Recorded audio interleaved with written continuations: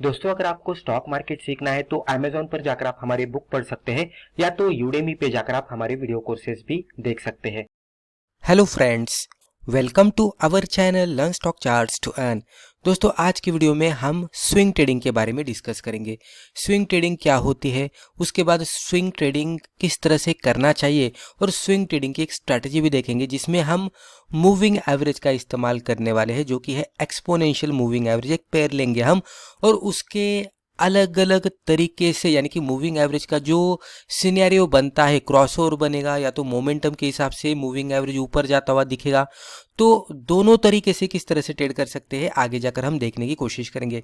यानी कि दो एक्सपोनेंशियल मूविंग एवरेजेस है और उसका अलग अलग तरीके से इस्तेमाल करके हम ट्रेड सेटअप जब भी हमारे हिसाब से बनेगा तो वहाँ पे ट्रेड किस तरह से कर सकते हैं वो देखने की कोशिश करेंगे।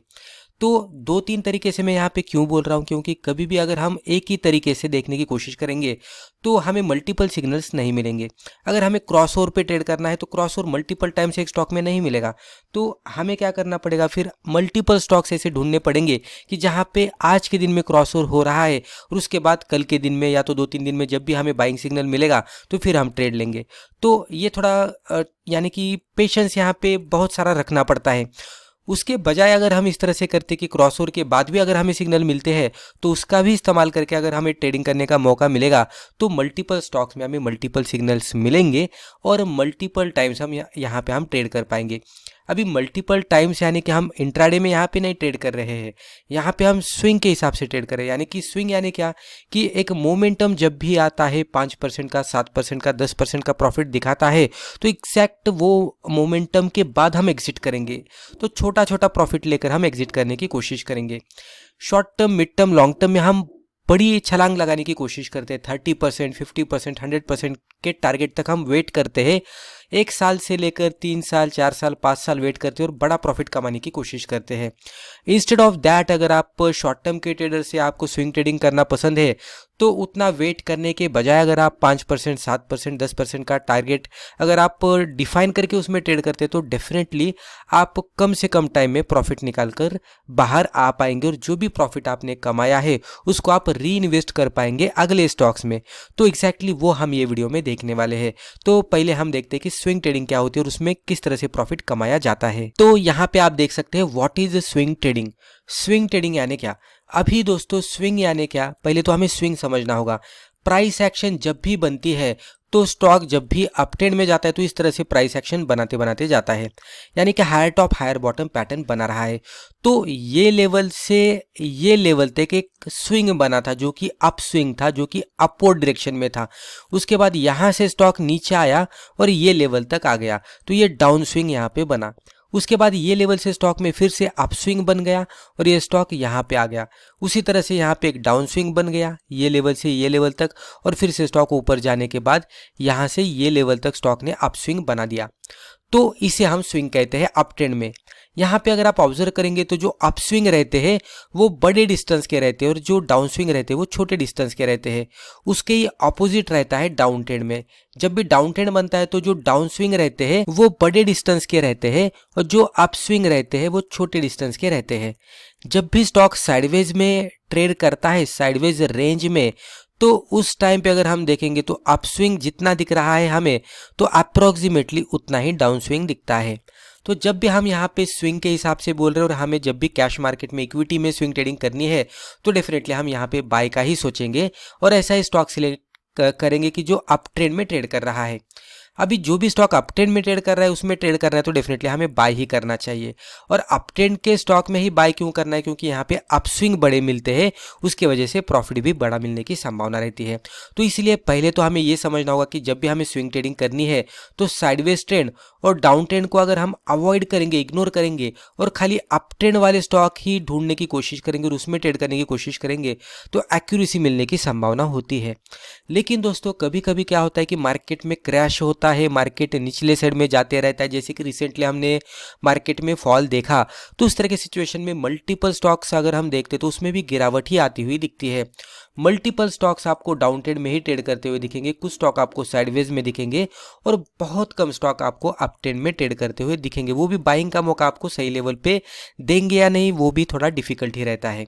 तो उस तरह के माहौल में हमें स्विंग ट्रेडिंग करना थोड़ा डिफिकल्ट होता है। वहाँ पे मोमेंटम अपसाइड में कम मिलता है, रिस्क रिवॉर्ड कम मिलने की संभावना रहती है। लेकिन वो भी सिचुएशन में अगर हमारे एक्सपीरियंस अच्छा है, हम उस तरह के भी माहौल में ट्रेड कर पाते हैं, तो एक्सपीरियंस के साथ जब भी एक्सपर्टाइज बनती है तो फिर वो लेवल पे जाकर हम साइडवेज में भी स्विंग ट्रेडिंग कर सकते हैं और डाउन ट्रेड में भी यहाँ से जो छोटे छोटे अप स्विंग बन रहे हैं उसका फायदा लेकर हम छोटे से अप स्विंग में भी छोटा सा प्रॉफिट कमाकर बाहर भी आ सकते हैं।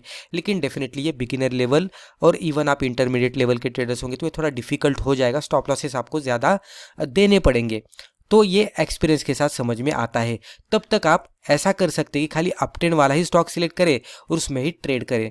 तो यहाँ तक मुझे लगता है कि आपको समझ में आया होगा कि स्विंग ट्रेडिंग क्या होती है। अभी हम आगे जाकर देखेंगे कि स्ट्रेटेजी क्या है कि जिसके जरिए हम स्विंग ट्रेडिंग कर सकते हैं। अभी हमारा अगला पॉइंट है how to trade using exponential moving average 13 and 50। तो 13 एंड 50 EMA इस्तेमाल करके हम स्विंग ट्रेडिंग किस तरह से कर सकते हैं। तो दोस्तों यहाँ पे जैसे कि मैंने कहा कि हमें अप ट्रेंड में ट्रेड करने वाला स्टॉक चाहिए। स्टॉक अप ट्रेंड में है वो आइडेंटिफाई करने के लिए हम अलग अलग तरीके से चार्ट को देख सकते हैं और उसका आइडेंटिफिकेशन कर सकते हैं कि वो अप ट्रेंड में ट्रेड कर रहा है या नहीं। पहला तरीका होता है कि सिंपली प्राइस एक्शन देखिए और उसके हिसाब से देखिए। प्राइस एक्शन अगर आपको इस तरह से higher top higher bottom pattern में जाती हुई दिखती है तो स्टॉक अप ट्रेंड में ट्रेड कर रहा है। लेकिन कभी कभी क्या होता है कि प्राइस चार्ट इस तरह से जिगजैग मोड में जाता है तो हम कंफ्यूज होते हैं कि ये अप ट्रेंड में जा रहा है क्या नीचे जा रहा है, साइडवेज में, थोड़ा कंफ्यूज होता है। तो उस तरह की सिचुएशन में अगर हम मूविंग एवरेज का इस्तेमाल करते हैं और मूविंग एवरेज के कॉम्बिनेशन में थोड़ा सा देखने की कोशिश करते हैं तो हमें थोड़ा सा पता लगता है कि ट्रेंड एक्चुअल में क्या चल रहा है। उसमें भी अगर हम दो मूविंग एवरेज ऐसे लेते हैं कि थोड़ा एक मूविंग एवरेज हमारा थोड़ा कंपेयर करेंगे तो शॉर्टर डिस्टेंस का रहेगा और थोड़ा दूसरा जो मूविंग एवरेज रहेगा वो थोड़ा लॉन्ग टर्म के हिसाब से रहेगा, जैसे कि हमने यहाँ पे कॉम्बिनेशन किया है। EMA 13 अगर हम देखेंगे तो प्राइस चार्ट के आपको थोड़ा सा नज़दीक दिखेगा और EMA 50 देखेंगे तो आपको प्राइस चार्ट के थोड़ा सा दूर दिखेगा। अभी जब भी प्राइस चार्ट अप ट्रेंड में ट्रेड करता है तो EMA 13 आपके प्राइस चार्ट के नज़दीक रहेगा और EMA 50 आपको प्राइस चार्ट के नीचे चलता हुआ दिखेगा। लेकिन जैसे ही प्राइस चार्ट साइडवेज में जाता है तो ये दोनों भी मूविंग एवरेज इस तरह से एक दूसरे के नज़दीक आते हुए दिखते हैं। कभी कभी यहाँ पे मूविंग एवरेज का स्क्वीज भी बनता है। ये आगे जाकर एग्जाम्पल हम देखने वाले हैं, वहाँ पे मैं आपको बताने की कोशिश करूँगा कि ये सिनेरियो किस तरह से बनता है। अभी दोस्तों साइडवेज में भी जब भी प्राइस चार्ट साइडवेज में ट्रेड करता है तो धीरे धीरे अगर इसमें भी बढ़ोतरी आती हुई दिखती है प्राइसेस में तो आपको धीरे धीरे मूविंग एवरेज में भी दिखेगा कि EMA 13 थोड़ा सा ऊपर जाता हुआ दिख रहा है और EMA 50 फिर नीचे जाता हुआ दिख रहा है। ये सिनेरियो जैसे ही मिलता है हमें चार्ट पे तो हमें प्राइस एक्शन को कंबाइन करना और प्राइस पैटर्न ढूंढने की कोशिश करनी है और उसके हिसाब से हम फिर से ट्रेड लेने की कोशिश करेंगे। तो जनरली EMA 13 और EMA 50 में अगर हमें स्विंग ट्रेडिंग करनी है तो क्राइटेरिया ये होना चाहिए कि EMA 13 हमारा ऊपर होना चाहिए, EMA 15 नीचे होना चाहिए और जो हमारा प्राइस चार्ट है वो EMA 13 के ऊपर होना चाहिए, यानी कि सबसे ऊपर प्राइस चार्ट, उसके नीचे EMA 13 और सबसे नीचे EMA 50। ये सिनेरियो जब भी मिलता है तो हम बाय कर सकते हैं। इसके क्रॉसओवर पे भी कर सकते हैं लेकिन क्रॉसओवर मल्टीपल टाइम्स नहीं बनता। तो ये सिनेरियो भी अगर बन रहा है प्राइस चार्ट सबसे ऊपर, बीच में EMA 13, सबसे नीचे EMA 50, तो ये भी लेवल पे हम ट्रेड कर सकते हैं। ट्रेड करने के लिए जो ऊपर वाला EMA है EMA 13, वहाँ पे जैसे ही कोई स्टॉक सपोर्ट लेकर बुलिश कैंडलस्टिक बनाता है तो कैंडल के हाई के ऊपर हम एंट्री करके कैंडल के लो के नीचे हम स्टॉप लॉस लगाकर 1:2 का टारगेट हम एक्सपेक्ट कर सकते हैं, जो कि शॉर्ट टर्म में 10 दिन 20 दिन 1 महीने के अंदर आना चाहिए। उस तरह का टारगेट हम एक्सपेक्ट कर सकते हैं और उसमें होल्ड कर सकते हैं, जिसमें डेली कैंडल बेसिस पे हमारा स्टॉप लॉस रहता है। तो डेली कैंडल बेसिस पे स्टॉप लॉस है तो पहले मान लीजिए आज की कैंडल इस तरह से बनी है तो अगले दिन में हमें जब भी ट्रेड करना है तो ये प्रीवियस डे की कैंडल हमारी बनेगी, राइट, क्योंकि ये ट्रेडिंग डे में हम ट्रेड करने वाले हैं। जैसे ही ये कैंडल का हाई ब्रेक होगा अपसाइड में हम पोजीशन बनाएंगे और इसके लो के नीचे स्टॉप लॉस लगाएंगे। तो डेली कैंडल के लो के नीचे स्टॉप लॉस लग रहा है और उसके हिसाब से ही 1:2 का टारगेट रखना है। तो इस तरह से करेंगे तो डेफिनेटली हमें रिस्क रिवॉर्ड भी मिलेगा। और अप ट्रेंड के स्टॉक सिलेक्शन करने के लिए हम प्राइस एक्शन देखेंगे, मूविंग एवरेज का जो पेयर हमने यहाँ पे लिया है उसकी डायरेक्शन देखेंगे, क्रॉसओवर देखेंगे और फिर कैंडल बेसिस पे ट्रेड करेंगे। और मोमेंटम अगर अपसाइड में रहेगा तो डेफिनेटली अच्छी खासी एक्यूरेसी मिलने की संभावना रहती है। जैसे कि मैंने कहा कि मार्केट का सेंटीमेंट देखना भी इंपॉर्टेंट होता है। रिसेंटली मार्केट में फॉल आ रहा था तो मल्टीपल स्टॉक्स आपको डाउन ट्रेंड में या तो साइडवेज में दिखेंगे, बहुत ही कम स्टॉक आपको अप ट्रेंड में ट्रेड करते हुए दिखेंगे। लेकिन मार्केट जब भी बुलिश मोड में रहता है तो आपको मल्टीपल स्टॉक्स अप ट्रेंड में ट्रेड करते हुए दिखते हैं। तो अगर आप बिगिनर लेवल के ट्रेडर से, इवन इंटरमीडिएट लेवल के ट्रेडर से, तो आप मार्केट के सेंटीमेंट को पहले देखिएगा। मार्केट अगर आपको बुलिश एनवायरनमेंट प्रोवाइड करता है तो जो भी स्टॉक आपका बुलिश सिग्नल दे रहा है उसका सेक्टर देखिए कि सेक्टर किस तरह से काम कर रहा है, सेक्टर भी बुलिश है क्या। वो स्टॉक जो इंडेक्स में कैपिटलाइजेशन वाइज भी आप देख लीजिएगा कि स्मॉल कैप में आता है, मिड कैप में आता है, तो वो इंडेक्स वाइज भी मोमेंटम अपसाइड में दिख रहा है क्या। स्टॉक के कुछ पीयर्स भी आप देख सकते हैं कि वहाँ पे भी मोमेंटम अपसाइड में है क्या, और फिर आपका स्टॉक भी आपको बाय सिग्नल दे रहा है क्या। अगर आप वो सब देखकर स्टॉक में पोजीशन बनाएंगे तो डेफिनेटली आपको मोमेंटम के साथ रिजल्ट मिलने की संभावना रहती है। और इतना सब कुछ देखने के लिए आपको समय भी मिलता है क्योंकि स्टॉक का सिलेक्शन आपको 1 डे बिफोर करना है और फिर अगले दिन में आपको इसमें पोजीशन बनानी है। तो एक दिन में हम अच्छी खासी स्टडी करके कॉन्फिडेंस के साथ अगले दिन में पोजीशन भी बना सकते हैं। तो इस तरह से करेंगे तो आपको अच्छा खासा प्रॉफिट भी मिलने की संभावना रहती है। अभी यहाँ तक मुझे लगता है कि आपको समझ में आया होगा कि हमें 13 और 50 किस तरह से वर्कआउट होता है और किस तरह से हमें स्ट्रेटेजी को अप्लाई करना है। अभी अगले स्लाइड में हम एग्जाम्पल के साथ इसको समझ लेने की कोशिश करते हैं। यहाँ पे आप देख सकते हैं स्ट्रैटेजी एग्जांपल हमने लिया है। एग्जांपल के तौर पर हमने लुपिन लिमिटेड का डेली कैंडलस्टिक चार्ट लिया है। अभी हमारे ये स्विंग ट्रेडिंग का एग्जांपल है, शॉर्ट टर्म के लिए हम इसको ट्रैक करने वाले हैं। जैसे कि मैंने कहा कि 10 दिन 20 दिन या 1 महीने तक, या तो आप हफ्ता 2 हफ्ता इस तरह से भी इसको कंसिडर कर सकते हैं। तो उसके हिसाब से ये ट्रेड हमारा बनने वाला है। जैसे कि हमने प्रीवियसली स्ट्रैटेजी देखी थी तो उसके हिसाब से हमने यहाँ पे चार्ट सेटअप लिया है, जहाँ पे हमने EMA 13 लिया है, जो कि ये आप लाइन देख सकते हैं प्राइस चार्ट के नीचे जो कि ब्लू कलर में है, और उसके नीचे हमने EMA 50 लिया है जो कि है रेड कलर में। यहाँ पे नीचे वाली रेड कलर की लाइन देख सकते हैं। अभी यहाँ पे जितना भी चार्ट आपकी स्क्रीन पे आपको दिख रहा है, आप लेफ्ट साइड से देख सकते हैं कि प्राइसेस ऊपर जा रहे थे, EMA 13 ऊपर था और EMA 15 नीचे था। तो क्लियरली ये इंडिकेट कर रहा है कि स्टॉक अप ट्रेंड में ट्रेड कर रहा है, राइट। अभी अप ट्रेंड में ट्रेड करता है तो डेफिनेटली हमें बाय करना चाहिए। बाय करने के लिए जैसे कि हमने कहा कि जैसे ही EMA 13 ऊपर वाले EMA 13 पे सपोर्ट मिलता है, बुलिश कैंडल मिलती है, तो उसके हाई के ऊपर एंट्री करके लो के नीचे स्टॉप लॉस लगाकर हम रिस्क रिवॉर्ड के हिसाब से इसको ट्रेड कर सकते हैं, राइट। इस तरह से हम कर सकते हैं। तो यहाँ पे आप देख सकते हैं कि एग्जैक्टली ये रेड कैंडल थी हालांकि, लेकिन हैमर जैसा पैटर्न बना था, लेकिन उसके आगे ग्रीन कैंडल बनी थी। तो अगर ये बहुत ही छोटी कैंडल है तो यहाँ पे आपको इसके हाई के ऊपर एंट्री, और ये जो रेड कैंडल का लो बना था ये स्विंग लो रहता है, इसके नीचे आप स्टॉप लॉस लगा सकते हैं अगर ये सिचुएशन बनती है। तो उसके बाद अगर आप देखेंगे तो स्टॉक अच्छा खासा ऊपर भी गया था और उसके बाद स्टॉक में फिर साइडवेज ट्रेंड यहाँ पे शुरू हुआ। अब इस साइडवेज ट्रेंड में क्या होता है दोस्तों, जैसे कि मैंने कहा कि साइडवेज ट्रेंड में थोड़ा सा मूविंग एवरेज का स्क्वीज आपको होता हुआ दिखेगा। स्क्वीज यानी क्या कि दोनों भी मूविंग एवरेज एक दूसरे के नजदीक आते हैं, ऊपर वाला भी यहाँ पे ही रहेगा और नीचे वाला भी यहाँ पे ही रहेगा और एक दूसरे के अंदर इस तरह से भी जाते हुए दिखेंगे, जो कि ये लेवल पे वो बना था। साइडवेज में प्राइस चार्ट गया था और मूविंग एवरेज का स्क्वीज बना था। जब भी साइडवेज ट्रेंड बनता है और मूविंग एवरेज का स्क्वीज बनता है तो आपको पहले तो साइडवेज ट्रेंड को इस तरह से रेंज के जरिए, हॉरिजॉन्टल ट्रेंड लाइन के जरिए आपको मार्कआउट करना है। एक चैनल पैटर्न आपको मिल जाएगा। चैनल पैटर्न के ब्रेकआउट का आपको इंतजार करना है। जैसे ही यहाँ पे ब्रेकआउट मिलता है, आप यहाँ पे देख सकते हैं बुलिश कैंडल के साथ ब्रेकआउट मिला और अच्छी खासी कैंडल बाहर जाकर क्लोज आउट दी। यहाँ पे बाहर जाने की कोशिश की थी लेकिन उतना स्ट्रॉन्ग ब्रेकआउट नहीं था और इवन उसके अगले दिन में इसका हाई भी ब्रेक नहीं हुआ था, तो ये ट्रेड यहाँ पे नहीं बना था। ये लेवल पे देखेंगे तो एक अच्छी खासी बिग बुलिश कैंडलस्टिक यहाँ पे बनी थी।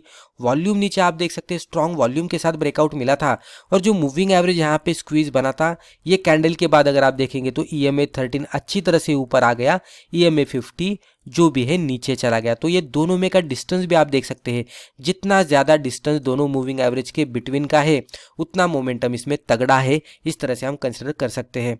जैसे ये कैंडल बनी, हमें इसमें ट्रेड करने का मौका मिला। इसके हाई के ऊपर एंट्री करनी है, लो के नीचे स्टॉप लॉस लगाना है और 1:2 यानी कि यहाँ से ये डिस्टेंस जितना हमें दिख रहा है एंट्री से स्टॉप लॉस का, उसको डबल कीजिएगा और ऊपर ऐड कीजिएगा, जितना भी रहेगा हमारा टारगेट रहेगा।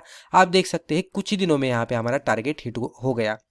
तो जैसे कि मैंने कहा कि 15 दिन से 1 महीने के अंदर टारगेट आने की संभावना रहती है, और उसके बाद भी अगर आप देखेंगे तो स्टॉक थोड़ा सा ऊपर गया और फिर ये थोड़ा नीचे जाता हुआ दिखा, राइट। तो इस तरह से हम थोड़ा प्राइस एक्शन को मिलाकर पैटर्न का आइडेंटिफिकेशन करके पैटर्न के ब्रेकआउट को देखकर और जो मूविंग एवरेज हमने यहाँ पे लिए थे उसका भी किस तरह से सिनेरियो बन रहा है वो देखकर हम कंफर्मेशन लेकर ट्रेड कर सकते हैं। तो मूविंग एवरेज हमने लिए हैं यहाँ पे ट्रेंड को आइडेंटिफाई करने के लिए।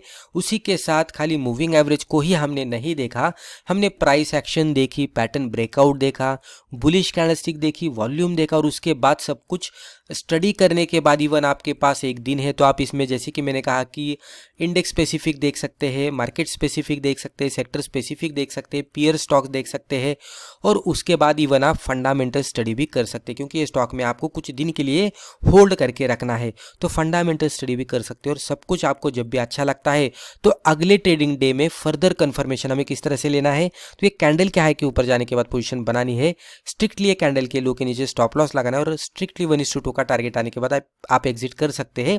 और जैसे कि मैंने ड्यूरेशन बताया 15 दिन से 1 महीने के अंदर हम टारगेट एक्सपेक्ट कर सकते हैं। लेकिन कभी कभी क्या होता है कि स्टॉक ज़्यादा समय लगाता है, क्योंकि मार्केट तो सुप्रीम है, हमारे हिसाब से नहीं ट्रेड करेगा, मार्केट के हिसाब से ट्रेड करेगा, लेकिन हम जितना हमारे हिसाब से हो सके उतना फर्निश करके स्ट्रैटेजी को और पूरा मनी मैनेजमेंट के साथ जाएंगे, हम सहारा लेकर मनी मैनेजमेंट का जाएंगे, जहाँ पे stop loss, risk reward, quantity management, position sizing, ये सब कुछ देखकर ही हम पोजीशन बनाएंगे। इवन हम ट्रेलिंग भी करेंगे प्रॉफिट लॉकिंग के लिए, और पेशेंस के साथ, डिसिप्लिन के साथ होल्ड करेंगे और मैक्सिमम प्रॉफिट कमाने की कोशिश करेंगे। अगर इस तरह से करेंगे तो डेफिनेटली अच्छा खासा प्रॉफिट मिलने की संभावना होती है। तो दोस्तों मुझे लगता है रिस्पेक्टिव वीडियो में हमने जो भी डिस्कस किया इससे आपको ज़रूर फायदा हुआ होगा। Thank you.